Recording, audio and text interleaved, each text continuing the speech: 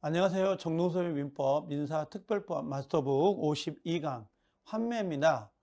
자, 환매 내용을 좀 보시면 되는데, 환매도 우리 시험에서는 그렇게 썩 좋아하는 문제는 아니에요. 그래도 한 파트를 가지고 있으니까 정리는 해야 되는 부분이기 때문에, 자, 우리가 환매라는 것은 이런 거죠. 갑이 건물을 가지고 있는데 이렇게 을하고 매매가 됐어요.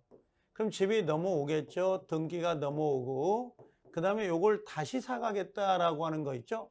요건 매매가 되는 거고, 요걸 다시 사가겠다, 요걸 우리가 환매 특약이다 이렇게 이야기를 해요. 원래 환매 특약은 담보력에 의해서 나왔던 물건인데, 환매가 지금은 많이 쓰이진 않습니다. 왜 그러냐면 팔았다 다시 사오려면 취득세, 양도세라는 거, 이런 것들이 좀 들어가기 때문에 세금 문제와 관련돼 있다 보니까 사용하지 않는데요. 일단은 우리가 매매하고, 첫 번째 매매하고요. 그 다음에 매매하고, 그 다음에 요 환매는 동시에 반드시 같이 들어가야 돼요. 그러면 매매를 할 때는 얘가 등기 의무자가 되고 얘가 등기 권리자가 되죠. 근데 거꾸로 환매는 등기 의무자, 등기 권리자, 앞뒤가 바뀌는 거잖아요. 팔았던 걸 다시 사오는 거니까. 그러면 매매 계약과 반드시 동시에 이루어져야 돼요. 동시에. 만약에 이시에 이루어진다면 환매 특약은 받아주지 않습니다. 그래서 동시라는 거요. 특약으로 환매할 권리를 보류한 경우 환매 기간 내 행사함으로써 이 기간 내에 매매의 목적물을 다시 사오는 것을 말한다 그랬어요. 반드시 동시에 이루어져야 되는데요. 그러면 지금 여기서 매매가 들어왔다면 여기 환매권자가 누구예요? 이 환매권은 당연히 환매권자는 여기서는 갑이 되겠죠. 갑이 될 거고, 의무자는 누가 되는 거예요? 을이 되겠죠. 그래서 갑이 을에게 환매권을 행사할 수가 있는데요. 그럼 이 집의 소유자는 누가 돼요? 요 을이 될 거 아니에요. 근데 문제는 얘가 당연히 요 환매 기간인데 요걸 매매할 수 있어요. 그럼 병이라는 사람한테 넘어가 버린 거죠. 그럼 과연 갑은 새로운 소유자 누구예요?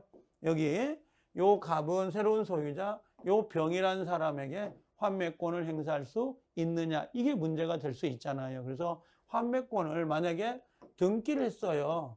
등기는 요건 대항 등기거든요. 그럼 갑은 누구에게도 요 병이라는 사람에게 환매권을 행사해서 사가지고 올 수가 있다. 그런 게 등기가 돼 있어야 돼.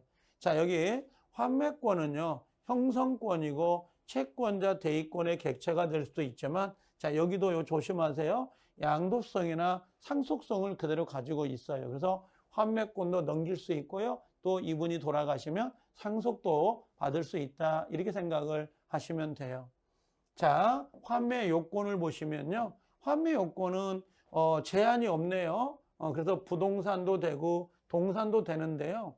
보통 부동산은 이따 나오겠습니다만 5년이라는 제한이 있고, 요건 이제 3년이라는 환매 기간이 정해져 있긴 합니다.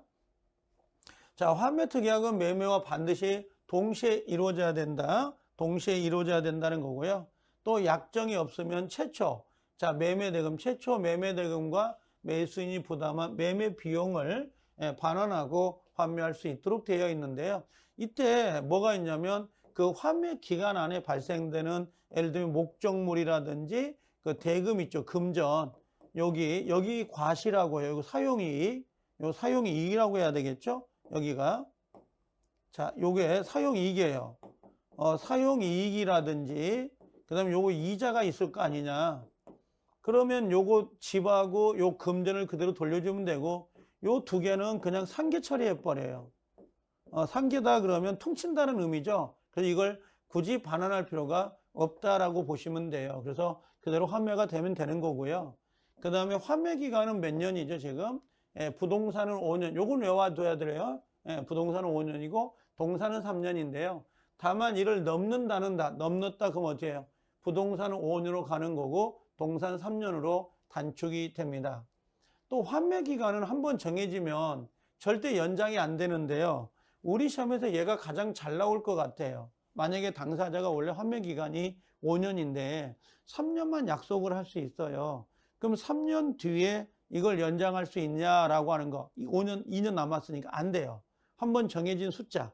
1년이면 1년, 2년이면 2년, 최대가 5년까지거든요. 그럼 3년을 약속했다 하더라도 3년이 종료가 되면 끝나는 거지. 5년까지니까 2년 남았다? 연장해 주세요? 이건 안 된다는 거죠. 이런 것들은. 자, 그래서 정해져 있는 거고요. 그 다음에 환매 등기가 되면 이 등기는 대항 등기라 그래요.